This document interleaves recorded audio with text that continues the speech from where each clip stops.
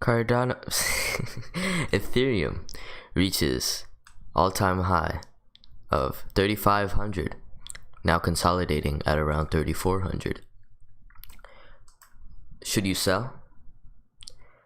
Well, in this live stream, we're going to be looking at it from all types of different perspectives, all types of angles, and kind of get an understanding of, why. Shut up! Why is Ethereum worth this much? And which one should you, if it's even a competitive thing, like should you be looking at it as one or the other? Or could you potentially be looking at it as holding both? So let's just look at it from all different angles. Not financial advice. Let's get it. First, I want to kind of make sure that this is recording. 480p. I was about to say, give me that 720. All right, here we go. All right, bro. So the first thing I kind of want to understand is, why is Ethereum worth this much? 3,400. 400 billion market cap. Skyrocketed recently at around here, 420, and then boom, explosion. But let's just kind of, look at some Ethereum news. Maybe there's something that I'm not familiar with. I'm not too familiar with Ethereum, so just kind of want to look at it from this angle. Ethereum 400 billion market cap makes it bigger than all but 12 publicly traded companies. Hold up. Ethereum hits new records highs. Yep. I mean, alright, what can we look at? We can look at, I know it flips. Oh, really? Oh, flips it on Google. I was about to say, it didn't come anywhere near 1 trillion. I thought he's been a billionaire. Anyway, I thought Vitalik has been a billionaire. That's not the point, man. The point is, we're gonna look up Ethereum, and hopefully you can get some value out of this. You will not believe this. Ethereum target. Okay, well, why is Ethereum valuable?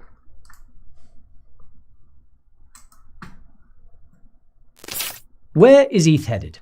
It's a question that's on a lot of people. The first and most important thing we have to ask ourselves is why ETH has value. Indeed, I've seen very few theoretical frameworks out there for valuing something like ETH. Now, perhaps one of the most relevant that I've seen is that of the FAT protocol theory. This was an investment model that was first popularized by Joel Monegro over at Union Square Ventures, one of the most well-known VCs in the world. It's based on the notion that Ethereum has built a protocol that is most able to capture value, hence the term FAT. The best way to think about this is to view it in the context of some of the most established networking protocols out there. Now, perhaps the most well-known of these is TCP/IP. For those that don't know, this is the protocol that has allowed the internet to function. Without it, the internet would just not exist. However, despite the immense importance of the TCP/IP protocol, it has failed to capture any value for the network layer. All of the value accrues to those applications and websites that are built on top of it. Think Facebook, Amazon, Google, etc., etc., etc. The protocol layer is thin in value, whereas the application layer has captured all that value and has become fat off of it. However, when it comes to decentralized blockchains, that relationship is reversed. The protocol layer is able to capture a lot of the value that has been built on top of it. In this case, the application layer is all the dApps that have been built on Ethereum. The main difference between these dApps and the apps that are built on the traditional internet is that they cannot effectively silo their data and value. Think about it. Facebook is valuable mainly because of all the data it holds, when it's not being hacked and leaked on the dark web, that is. However, when you're building an application on the decentralized Ethereum network, your dApp data is open for many to see. Smart contracts are open source and anyone can audit them. They can see exactly how it operates, and the value that a dApp is able to capture is to some degree shared through the entire network. To some degree. Because from my understanding, isn't some company like I don't know, some, let's say, NFT marketplace. What's the nearest one? NFT marketplace built on Ethereum. OpenSea. Yeah, I don't really know where I'm heading with this. But from my understanding, wouldn't a company be able to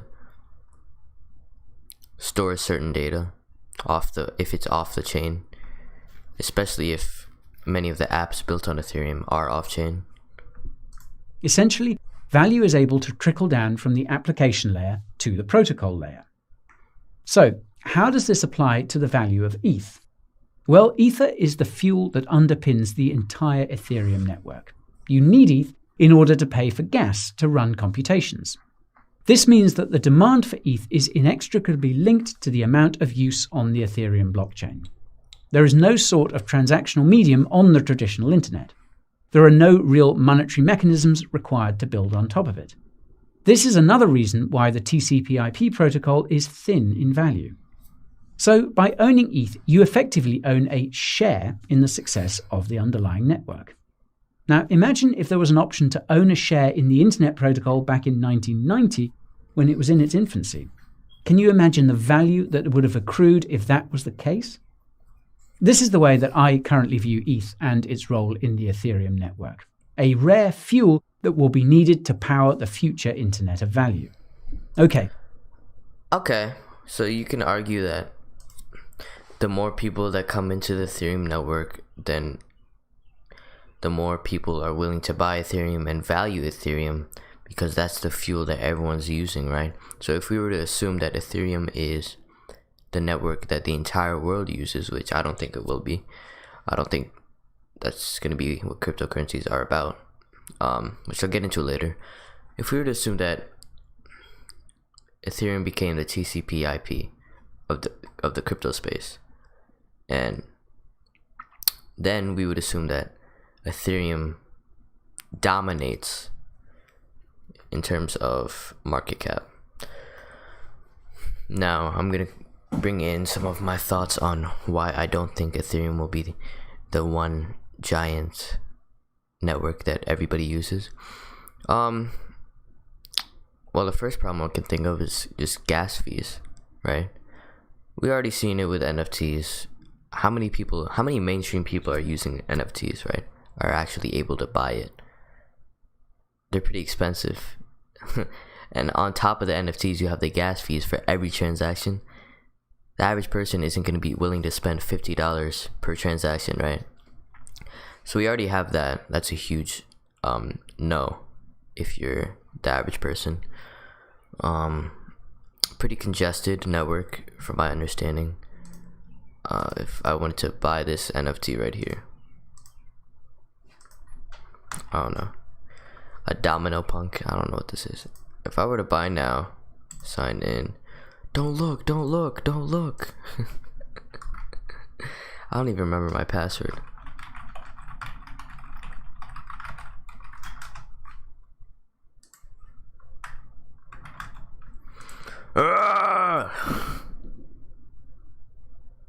Hold up, y'all. Alright, so assuming that, I was able to buy this and I actually had the money to, like, let's say if I was an average retail investor trying to get into crypto, this whole crypto thing, right? And I had $100 to work with for this week.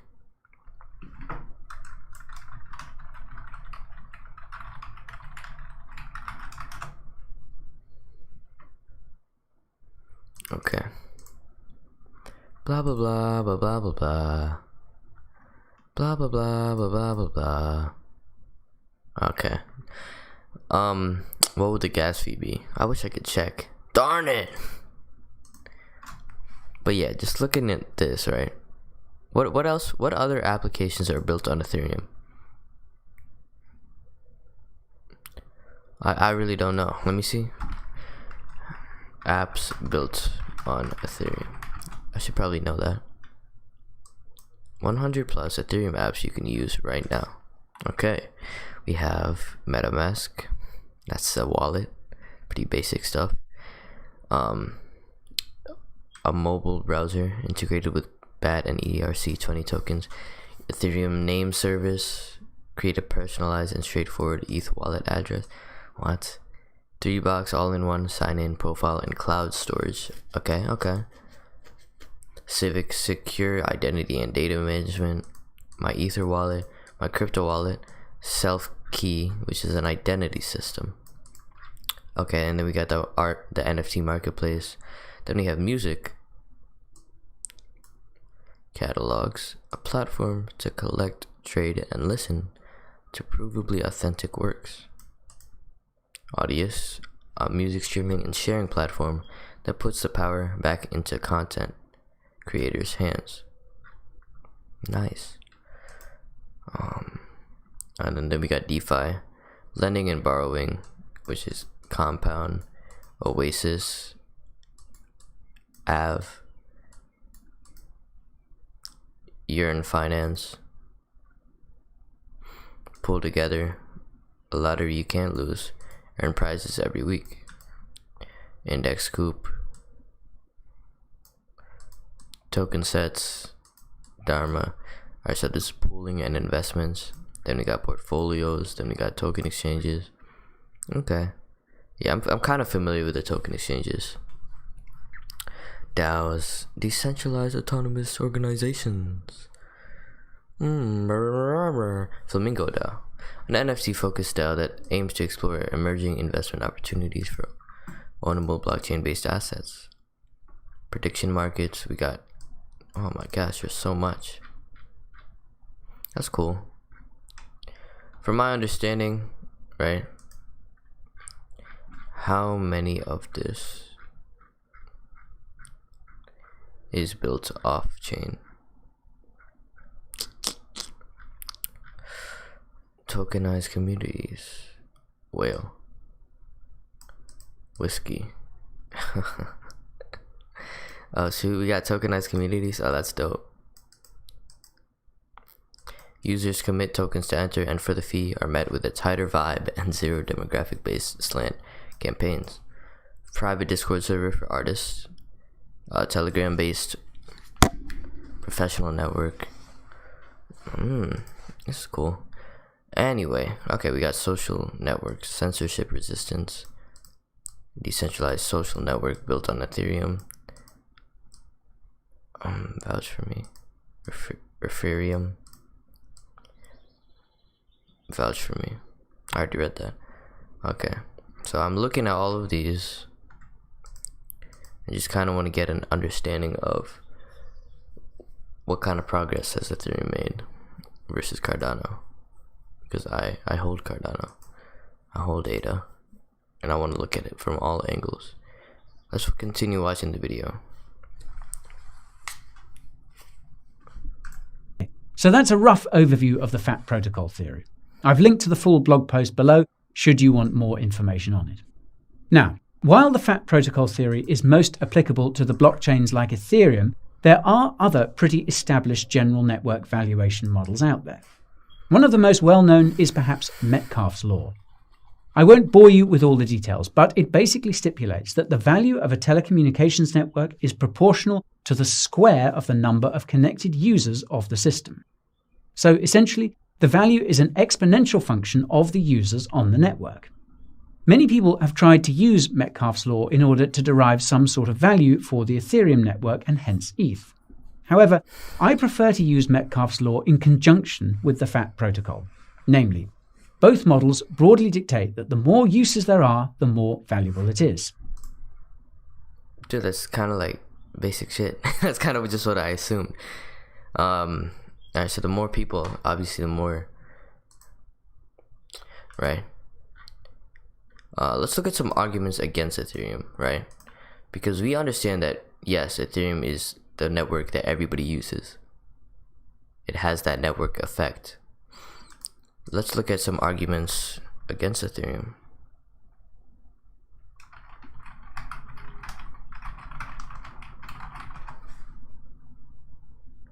Should you sell your Ethereum? Why Ethereum will never work. Which one should we click on? The biggest scam in history. Alright, y'all. Bro. These aren't it. Let's look at some Ethereum versus Cardano versus Polkadot. Gotta love Charles. Did you know that the average adult has 5 to 20 pounds? I don't care. Toxic poop. Nice. Three big runners, arguably, Polkadot, Ethereum, and Cardano. Is there the space for these three to operate together, or in parallel, if you will, or will there only be one winner in this smart contract space? Will there only be Cardano or Polkadot or Ethereum, or will they all coexist? Well, I've been in the space long enough to watch the top 10 on CoinMarketCap change a lot. I remember Feathercoin and Purecoin and Freycoin and Namecoin and these things. So stuff changes. The only constant is change. So, you know, who knows if it's Polkadot, Ethereum, and Cardano. It does look like we're heading to a Mexican standoff, and, you know, it's going to be a good, the bad, the ugly type of a deal. And we don't know which one's wearing a poncho. But you know, we'll find out what happens. The market will decide that. But I think we have the wrong mentality when we look at things in a sum-zero way. At the end of the day, we have to say, are we solving the problems we set out to solve? And there's two sets of them. One are conceptual, and then the other problems are actual. So the conceptual problems are convincing people that you can run governance, you can run systems in a fundamentally different way. Money is a great example of that. We say, oh, okay, two options. You can have private money or public money. So either have a central bank that a government controls or a bank issues a currency. Both of these have screwed the pooch. There's been over 100 plus years of history in modern central banking, and in private banking, we've seen all the way back to the Rothschilds and their gold certificates. In all cases, they just don't work out well. Last year, we printed $6 trillion of money out of thin air to pay for stuff, and they have the audacity to say, I still have to pay taxes. Why? If you're telling me you can print $6 trillion and it's not going to have inflation, why don't you just do that every year? February 2021. Oh, okay. I thought this was like, for some reason, I thought this was an old video. And pay for everything. Why not just, you know, helicopter money and monetary theory? See, that's the logical inconsistency and the temptation of the printing press. And in private money, look at Tether or these other things. There's a lot of allegations flowing around that maybe they're a fractional reserve. And even if they're not, it's real tempting to be a private business and sit on $25 billion of cash and be like, well, nobody will really know if I take a little bit and maybe invest it in this or do it in that or something like that. That's what the Rothschilds did with their gold certificates. They say, hey, people aren't redeeming these at the rate of issuance, so we could go fractional. Nobody would even notice, and look how much money we'd make from that seigniorage. Okay, so when you have those types of situations occur, maybe it's better to have a third option. And that's what Bitcoin basically did. It said, this is a deflationary money system, value system. It's like a proto commodity. It's like digital gold that allows you to build money. And it's not run by a government. It's not run by a bank. It's something new.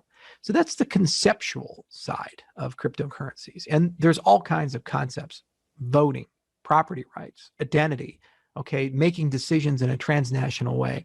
And every time you demonstrate a killer use case like that, then everybody can point to it and say, I know that works. And that. So I think he's trying to like bring up the point of, okay, this is what blockchain, this is what crypto is built on. The whole notion of decentralization. We need a system versus trust. And so that's what Bitcoin started. I think that's what he's getting at. That becomes a permanent social building block that you can use for a business. It's almost like when you're successful, they say, I want to be the Uber of X, the Tesla of Y, right? There's this concept that the business model works and we want to emulate or replicate this kind of idea. Then the actual is doing stuff, you know? And so success for me in the space is saying, did we make a difference? How did we choose to spend our lives? So I look at the world system, and I did a TED Talk back in 2014. I've just said the same thing over and over and over again. And I'll keep saying it. Maybe one day it'll happen. We live in two worlds. We live in the developed world and the developing world. In the developing world, they're unbanked for the most part. And despite the fact that they're just as smart as us, they work harder than we do, and they're just as human as you and me, they are shafted because their systems are terrible. They live in capital controls and corrupt governments, and they live in areas where there's not good rule of law, and they don't have stable currencies. And as a consequence, no real good banking infrastructure, no good risk management infrastructure, and so forth. So they can't build wealth of no fault of their own. They lost the geographic lottery. They were just unlucky. Okay, so the point of our technology is to take a step back and say, why don't we just give them a new system? We talk about DeFi. Who's going to be using DeFi?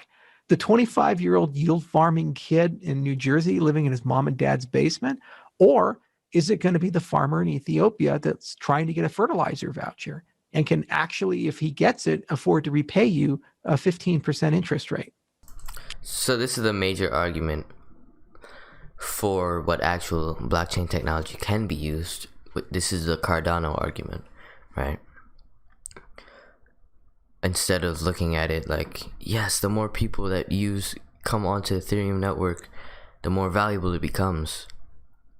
I think Cardano's approach is actually, okay, we understand that, except we want to actually incite change and implement this technology to be used for good. So that's my opinion about it, right?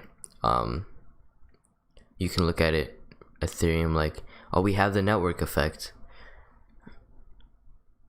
versus Cardano, where you have the actual mission, the vision to implement Cardano into an entire continent, Africa. Is Ethereum doing anything like that? From my understanding, I don't know. I don't think so. They're not going for that market. They're going for the market of, let's just create a bunch of dApps. I don't really see the focus and the mission that Cardano has. And that's just my 2 cents on that. It's going to be the farmer. You see, and that's what gets me up in the morning. And I don't really care if that infrastructure runs on Polkadot or Ethereum or Bitcoin. The reason I built Cardano was that I looked at all the infrastructures. I looked at their roadmap and I realized they're trying to chase the wrong markets. They're dealing in the wrong ponds, and they're not going to really proactively go to that part of the world and help them out. So if we built Cardano the right way, it would be built in a way that would be maximally beneficial to as many people as possible. So yes, the IBMs can use us, and the Microsofts can use us, and the GMs can use us, and we can do supply chain and, all of these other things. Sure, but that's not the point. What I'm going to do is wake up and direct our commercial efforts, my company's commercial efforts, to Ethiopia and to the country of Georgia and to Southeast Asia and to Mongolia. But it's an open protocol. So as we do that, everybody else gets to use the protocol for their own use and utility. And what's so cool is you can have a merging of two worlds. So they say, well, it creates use and adoption. Would you like 10 million new customers who are under the age of 30, who are highly digitized, with rapidly growing income, who have no brand preferences? Well, of course. So, okay, come on board, build applications for that and so forth. Yeah, we can see like Cardano, the Ethiopian deal, 5 million people with one deal on the blockchain.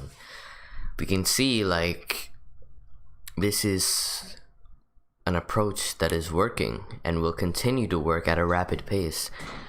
And instead of looking at it as blindly sprinting towards you don't know where, which in my opinion is like, Ethereum doesn't have a mission. Their mission was get smart contract functionality on crypto, and they did that. Now Ethereum too, they're kind of taking it as like, oh, a problem's appearing, let's figure it out. But there is no mission. And so in my opinion, what Cardano is doing, I don't have a familiarity with Polkadot or all the other ones, but I talked about it in my latest video, where if you have a reason why, you're going to accelerate past all the other competition. You're going to know where to go. Think about it like two ships, right? One doesn't really have a destination. They're just kind of taking it one day at a time. if the engine kind of acts up, they'll fix it, but they don't really know where they're going. If they even end up anywhere, they're most likely gonna be on some stranded beach somewhere, right? Stranded island. Whereas Cardano, with its mission and with its community's mission to actually implement blockchain technology to those who need it, right? That's our mission. So we're that boat that knows where it's going. And anything that gets in the way, anything that interferes, we'll figure it out. So, where am I heading with this? Should you sell ETH? And should you buy ADA?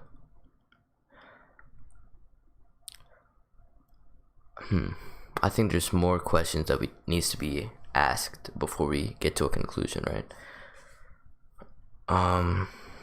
Should you sell ETH? Should you buy ADA? Well, let's look at. We covered what is the why of Cardano, and we covered my opinion on. Like, yes, Ethereum is valuable right now, right?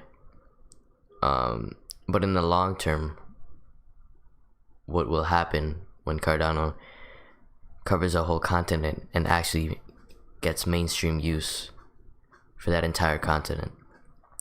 Does Ethereum have mainstream use? NFTs. The occasional person that needs it, the rich person that needs it. But for the average person, no.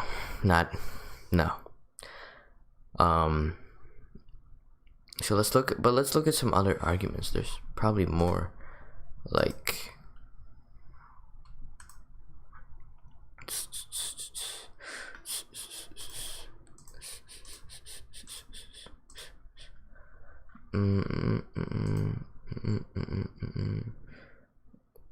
so the first reason.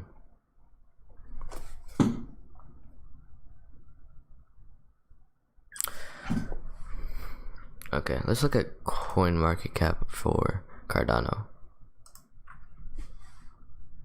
2 trillion market cap, y'all. This is crazy. Fucking Doge is top 4. Oh my god, this is hilarious, bro. It's terrible, but Cardano.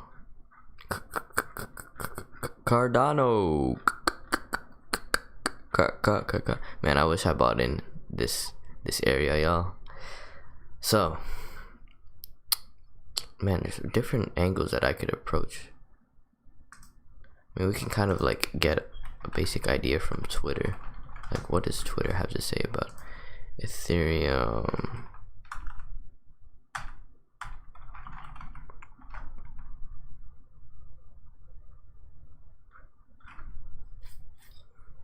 Three guarantees in life: death, taxes.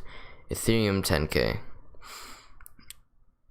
Yeah, I think people just say this, but I don't really see a reason for it to reach 10K. Top 3 parameters that will cause the rise of ETH. Top 3 parameters that will cause the fall of ETH. What are the other cryptos that are as trustworthy as ETH that I can invest in now? What is the target for ETH by 2022? I should respond, be like, Cardano. Okay, what can cause the rise of ETH? More people use it, obviously. If people just don't question the problems with Ethereum and everyone just rushes in and continues to use it, and all the other competitors just kind of like phases out, I guess that would cause the rise of Ethereum. See, I don't see it. Like, what makes Ethereum guaranteed to be the top competitor in the long term? Okay, what could cause the fall of Ethereum? I mean, fall is kind of like a generic phrase. I don't think it'll collapse necessarily.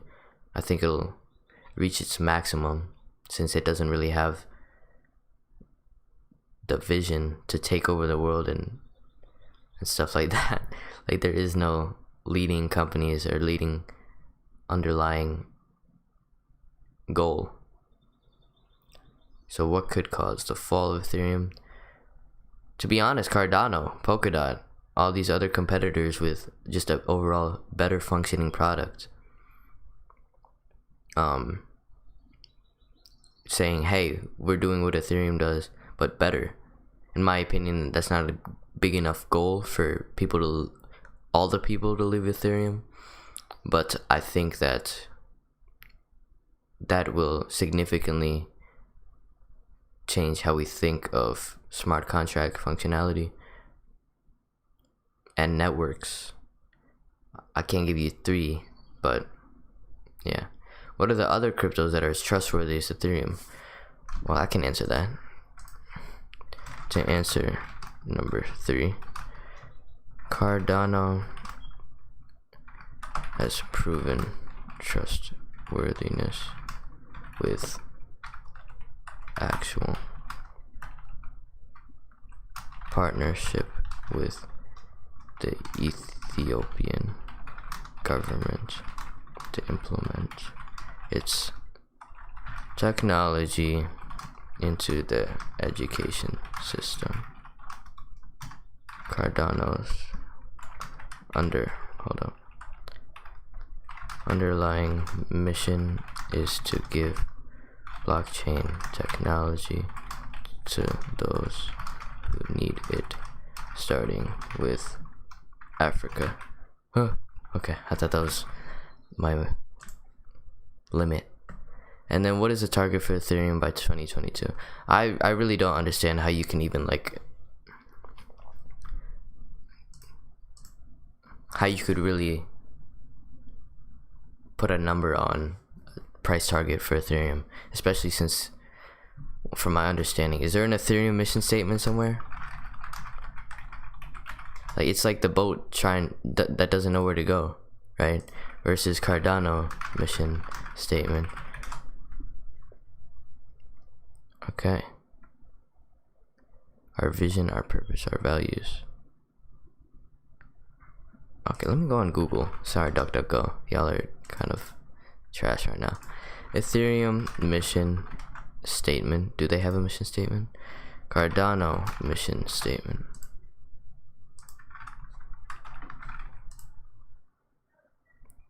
Okay, here we go. Alright, they have multiple missions. Our missions. Oh, this is the company though. This isn't Cardano itself. Okay, here we go. So let's look at Cardano's mission, y'all. This is the basic stuff, I talked about it on my other channel. Benji011. I think the easiest way of explaining it is that the world is going through an upgrade where we're going to go from a split system to a unified system. Right now we have 2 systems. We have the developed world system and we have the developing world system. The developed world system has banks, insurance, credit, identity. You can do business online, you can build trust, manage risk, and grow wealth. And any person born in a developed world country, if they work hard, have a good chance of getting to the point where they can retire and have a good life. A life with food, water, shelter, and the ability to pursue things that make them happy, and have enough left over that when they become weak and vulnerable, their savings can take care of them. When you look at the developing world, through no fault of their own, they live in a system where wealth creation is very difficult. And even if you have some, you can't insure it or hedge it, and in the event something happens like a war or a natural disaster, it can cause people to lose everything. But the world is upgrading so that we can have a unified system where all 7 billion people can live under one financial operating system, so that your identity is interoperable and universal. You can get a loan no matter who you are, no matter where you are. You can get insurance, you can do business with anyone in the world in a friction-free way. The point of Cardano is to acknowledge that this must be done with principles. This means pushing power to the edges and putting you in charge of your own money, your identity, and your voice with governance. so that when we get to that universal system, we can get there with an open, decentralized, principled system that can't be co-opted and is highly resilient to people trying to tamper with it, so that the richest people in the world use the same system as the poorest people in the world, and both of those people will have a better system than the one that came before it. That's what Cardano is trying to accomplish. Alright, so that's the mission of Cardano, and to simplify it, is to give the tools to those who need it, to actually build up their nation, or build themselves up, and really use blockchain technology for what it was intended to in the first place, which is to to actually bank the unbanked. Well, I can't really say that's what it was intended to. I think what it was intended to from Satoshi Nakamoto was like to turn power away from complete trust to those who have already screwed us over, and to actually be able to implement it to the average person. So yeah, that's the mission for Cardano. Is there a mission for Ethereum? Let's see. Well, Ethereum.org isn't necessarily Ethereum, right? That's their company. Ethereum.org is a public open source resource for the Ethereum community that anyone can contribute to. We have a small team dedicated to maintaining and developing the site, which is funded by the Ethereum Foundation. Ethereum.org's mission is to be the best portal for Ethereum's growing community. What? The best portal. This is the mission for the for this website, not for Ethereum, bro. Is there a mission for Ethereum? That's what I'm saying, y'all. Like, is there a mission? Ethereum thinks it can change the world. What is this article? Oh, MIT Technology Review. Bro, what's up with y'all? Stop. Ethereum thinks it can change the world. It's running out of time to prove it. 2018. The blockchain system has daunting technical problems to fix, but first, its disciples need to figure out how to govern themselves. It's late October. Outside the sprawling Prague Congress Center, not only is the weather turning, but the cryptocurrency world is crashing down, as it has been for much of this year. Expectations for blockchain systems, sky high just a year ago, are falling nearly as fast as prices for the coins based on them. But inside them, the mood is rather different. Here, DevCon, the annual family reunion organized by the Ethereum Foundation, is in full swing, and there's barely a hint of negativity to be found. On the contrary, there's lots of hugging, unicorn-themed clothing, and a sense of excitement about the future. This crowd doesn't give a damn about what's happening outside. Whatever is going on in here, it's much more than magic internet money. Ethereum is already the most famous cryptocurrency after Bitcoin and the third largest in total value. Unlike the others, however, it aims to serve as a general-purpose computing platform that could, its adherents believe, make possibly entirely new form of social organization. Okay. Be a global computer. The central topic of DevCon is Ethereum 2.0, a radical upgrade that would finally allow the network to realize its true power. The nagging truth, though, is that all the positivity in Prague masks daunting questions about Ethereum's future. The handful of idealistic researchers, developers, and administrators in charge of maintaining its software are under increasing pressure to overcome technical limitations that stymie the network's growth. At the same time, well-funded competitors have emerged, claiming that their blockchains perform better. Crackdowns by regulators and a growing understanding of how far most blockchain applications are from being ready for prime time have scared many cryptocurrency investors away. Ethereum's market value in dollars have fallen more than 90% since its peak last January.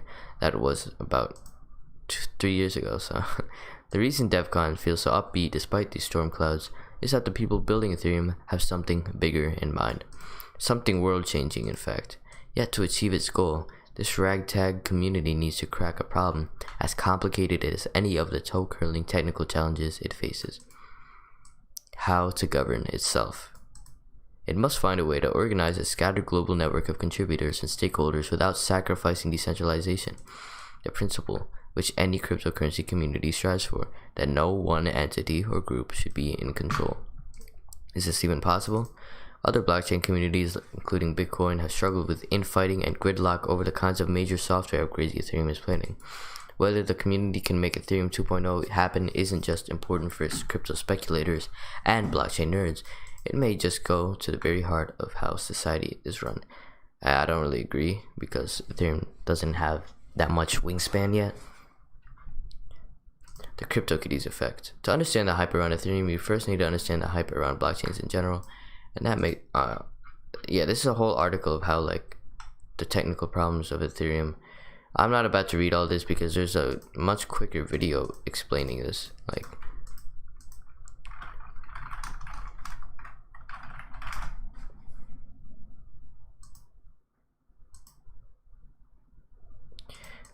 don't hit me with an ad next time. Don't hit me with an ad this time. I don't want that ad this time. Let's skip ahead a little bit. Ethereum showed the world how blockchain can evolve from a simple payment to something more powerful. Alright, I think that's actually it. Skip behind a little bit. How blockchain can evolve from a simple payment system to something far more powerful. Ethereum was created with the very serious purpose of revolutionizing the financial system with smart contract technology. However, this generation had its own issues, as it didn't have a good response to scalability. Conventional thinking. This dude hit me with an ad right after I just watched the last ad. That was like 10 seconds ago. Bro, get out of my face. Okay. Alright, so the issues of Ethereum. Let's watch it. First decentralized application to go viral and capture the imagination of the Ethereum network participants was the collectible token known as CryptoKitties. During the bull market of 2017, CryptoKitties caught fire with more than $2 million worth of daily volume traded at the height of the kitty mania. At that point, CryptoKitties were responsible for 12% of all Ethereum transactions and single-handedly managed to put the entire Ethereum network to a screeching halt, further highlighting the scalability bottleneck of current platforms. Additionally, the governance system of these blockchains were not really that well thought out, a good example being the Ethereum and Ethereum Classic split, followed by Bitcoin and Bitcoin Cash, and most recently the controversial hash war-induced Bitcoin Cash and Bitcoin SV hard fork is a classic example of bad governance. This is where the third generation comes in. By combining the positive elements from the first two generations of blockchain, what came out as a result was Cardano. The three elements that Cardano wanted to solve were scalability, interoperability, and sustainability. What really sets Cardano apart from the competition is the process by which it is being developed. With more than 2,000 cryptocurrencies in existence and new ones popping up all the time, it's hard to stand out. But Cardano has many advantages over rival coins. So many that it appears destined to be one of the most dominant cryptocurrencies over the long term. Whoa, that's not what we came for this video for. But this is an extremely amazing video. Consider checking it out because it really is informative. Alright, yeah, those were the problems that he kind of highlighted for Ethereum: governance and scalability. As far as the governance part, let me actually do my due diligence and look into, is Ethereum 2.0 actually happening, because it's been promised for a very long time. Ethereum 2.0 on ethereum.org. Wait, what's Ethereum? Alright. Upgrading Ethereum to radical new heights. The Ethereum we know and love, just more scalable, more secure, and more sustainable. Okay, explore upgrades. Beacon chain, February 2021. The beacon chain doesn't change anything about the Ethereum we use today. It will coordinate the network. It will introduce proof of stake to the Ethereum ecosystem. Nice, finally. You might know this as phase 0 on technical roadmaps. You might know this. You might know this as phase 0 on technical roadmaps. You know, when everyone else is like kind of doing this from the beginning. But hey, we figured it out. When it's it's shipped. December 1st on noon, UTC. Explore the data. All right. Okay, it's shipped. How many people are using it? Mainnet and the beacon chain. The beacon chain at first will exist separately to the Ethereum mainnet we use today, but eventually they'll be connected. Eventually. The plan is to dock mainnet into the proof of stake system that's controlled and coordinated by the beacon chain. That's kind of confusing. What do you mean? Okay, the merge. Eventually the current Ethereum mainnet will merge with the blockchain proof of stake system. This will mark the end of proof of work for Ethereum and the full transition to proof of stake. You might know this as phase 1.5 on technical roadmaps. We formerly referred to this as the docking, and this was around April 21st. When's it shipping? Around 2021 to 2022. Yikes.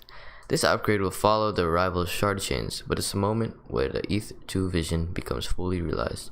More scalability, security, and sustainability with staking supporting the whole network.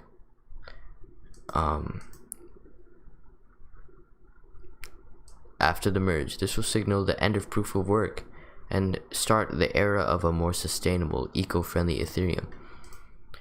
You know, for Ethereum's sake, I hope that they get it, that they actually merge the two. The merge and the beacon chain. Once the merge happens, stakers will be assigned to validate the Ethereum mainnet, just like the shard chains. Mining will no longer be required, so miners will likely invest their earnings into staking in the new proof of stake system. There's a good video by Charles Hoskinson explained at Yale IO something. Dude, I'm tripping. This isn't it.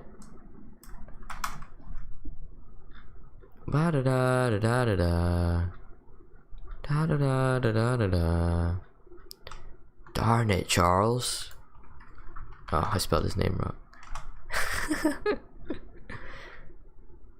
This is thumbnail. Dude. Oh, here it is. LSE. I keep forgetting that. We're gonna do a little trick here. Open transcript. Then we're gonna go into here, and we're gonna click Control F and look up diligently, because I remember him saying diligently. Okay, here we go. A good response to why is Cardano moving so slow? What's the point of peer-reviewed process papers? Peer-reviewed research papers. Good question here. Let me see the whole question. Let me share with y'all the whole question. And my question is about timescales. I think that the way that Cardano is approaching the whole new ecosystem from the ground up, academic review, all of that kind of thing is super exciting. But I just wondered if you had anything to say about the fact that you've got projects like VeChain, which have a very specific functioning product. You've got Ethereum, which you know pretty well, which has a fairly significant, and Bitcoin, which has a significant first mover advantage. So how is Cardano going to be relevant as time goes on, as more projects are based off the Ethereum platform? How does Cardano start to eat into that ecosystem and stay relevant when the academic review process takes so long? Good question. How is Cardano going to catch up when the academic review process takes so long? Let me answer your question. Zeltan, what plans do you have for the future to develop yourself? I don't know what you mean, bro. Like, in general? How do I plan to develop myself? In general, or finances, or, you know what I mean? I'm not sure what the question is. Well, there's a couple of misconceptions. The first misconception is peer review somehow dramatically slows down the development time. I argue is it slows it down on the front end, but you actually get huge accelerations on the back end. And I have a real life example of this. Ethereum has been wanting to go to proof of stake since 2015, as far as I can tell. So it's about 3 years that they've been working on this problem diligently. Not following a peer review process, following more of a traditional engineering, let's just think about it real hard and keep redesigning until we come up with something interesting approach. We started Ouroboros' research in mid-2016. Okay, so they had a significant lead on us. So far, we've published now 2 and soon to be 3 major results that, in our view, solve all the problems of proof of stake. It's dynamically available. It bootstraps from the Genesis block, just like proof of work does. We proved it in global universal composability. It's fast as hell. It's got all these beautiful features with it, and we've already implemented it in Haskell and in Rust. Meanwhile, have they launched Casper? No. And we have a version of Ouroboros in a live system with $10 billion of value behind it. So I followed a peer review process, and I went to California and showed it off at Crypto 17, and we're going to Israel to show it off at Eurocrypt 18. We introduced it to all of our academic peers, and now they're thinking about it, trying to break it, emailing us suggestions. So we've activated the academy, and we're getting great feedback from people all around, and we spent about half the time they've spent. And we've done it all in the open for anybody to see. It's all up on ePrint. Yeah, man, that's pretty much the point. Like, Cardano has reached, it's slow in the front half, and we're now, in my opinion, at the back half of Cardano, where we're going to actually start to see this year is huge. The Ethiopian deal, that's just the beginning. And to answer your question, Zeltan. Oh, this my boy, hold up. Yo. I think I know who that is. To reach my goals. So my goal is to retire my family. And so I gotta figure out a way to earn passive income instead of relying on trading my time for money. I'm trying to find a way to to create a system that makes money for me. Financial independence. And when you start to do that, you start to leverage your time better spent on creating value versus just trading it for 1 hour, $10. You know what I mean? So when you start to do that and look at making money in that frame, there's much more upside in how you make money and how you live your life. And so right now, YouTube, once I get monetized, YouTube is trading time for money. But if you start to look at it as a business and start to look at it, okay, what are some investments I can make? What are some monetization streams, income streams I can make? Then how, just different angles. That's much more potential than trading your time for money. So to answer your question, I'm actually gonna, if you follow me on Instagram, I'm actually gonna be documenting my process of how I'm planning on creating a thumbnail making business, because that's a skill that I believe I've learned pretty well. And YouTubers need it, bro. Some people have trash thumbnails. So hopefully I can create some value and receive some income from that. But to get back to Cardano and Ethereum, right? Ethereum has been working on how do we get proof of stake working.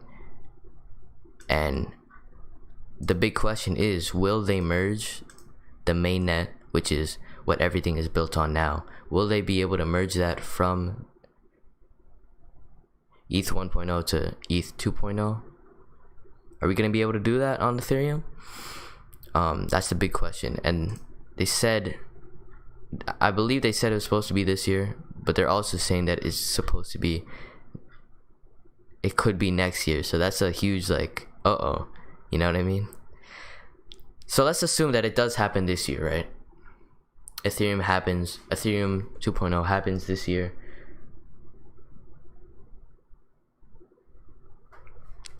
What's up, bro? I appreciate you stopping by, man.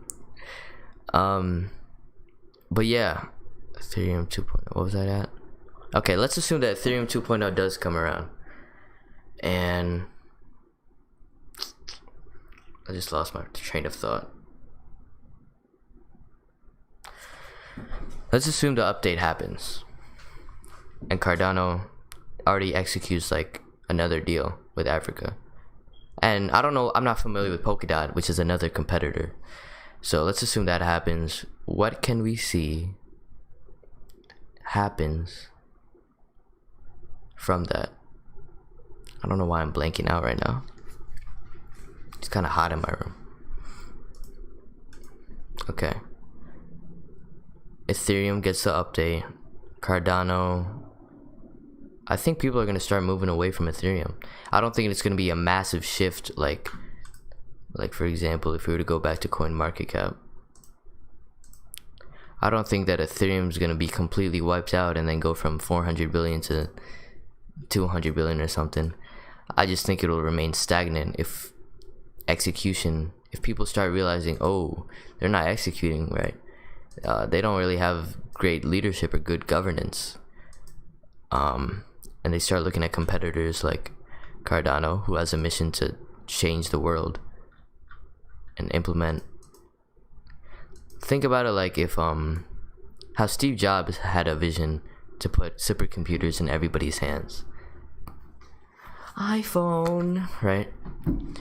So I could see Cardano having a significant increase at the more people use the network, which would be initially it'll be Africa. Polkadot, I'm not too familiar with Polkadot, so I can't really speak on them. But yeah, I can just, in a general sense, I can see people moving away from Ethereum and it kind of just remaining stagnant. Even if they were to solve this problem, I don't really see it gaining large scale. Or who knows? You know, it could be like Ethereum, Polkadot, and then Cardano is on the second half of the world, while the rest of the cryptos are utilized by the US or something, or Europe. But as far as should you sell, hold on, let me switch the camera. Should you sell ETH if you haven't and buy ADA? This isn't financial advice, this is just my opinion. It all depends on who you believe in, right? Like, in my opinion, when I look at an investment, I don't look at it as, alright, what is everyone else doing? When I started with investing in Cardano, I was like, okay, what's their mission? Who is the team who actually has to execute on that mission, right? Especially with a company, like let's say you wanted to invest in Tesla back in 2019. You look at, oh shoot, their mission is to change the world with going from, they call it ICE cars or combustion engine cars, going from that to sustainable energy, electric vehicles. Oh, then they want to do that at a large scale and have everybody use them. Oh man, that's an amazing idea, an amazing goal. And so you start to look at it from all types of angles, like what's the team, the vision that they have, and what's the progress that's actually been done and is going to be done in the future. And you kind of have to look at it forward looking, you know, which can be seen as risky.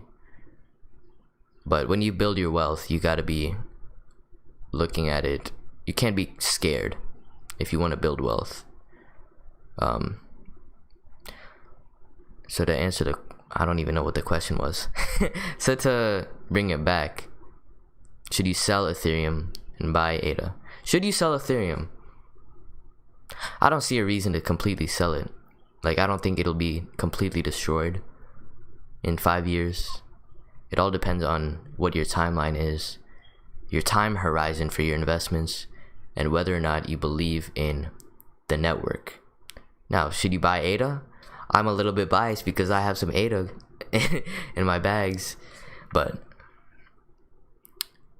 I highly recommend making investment decisions from your own understanding and looking at it and do your own research.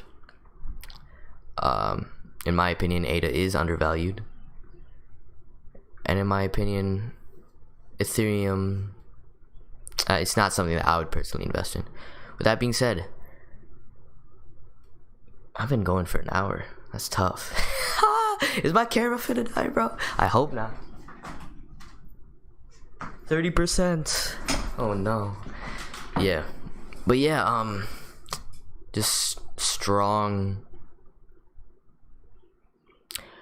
Do your own research. There's a lot of resources out there. Not all of them are good. Take them with a grain of salt. But when it comes to something that you're interested in, and this goes for learning in anything, right?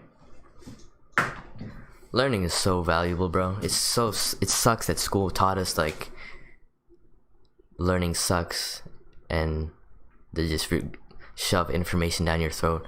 But learning can be fun, especially with YouTube. Like, videos are so much easier to consume than articles. I recommend articles too, though. But yeah, do your research. Bye bye.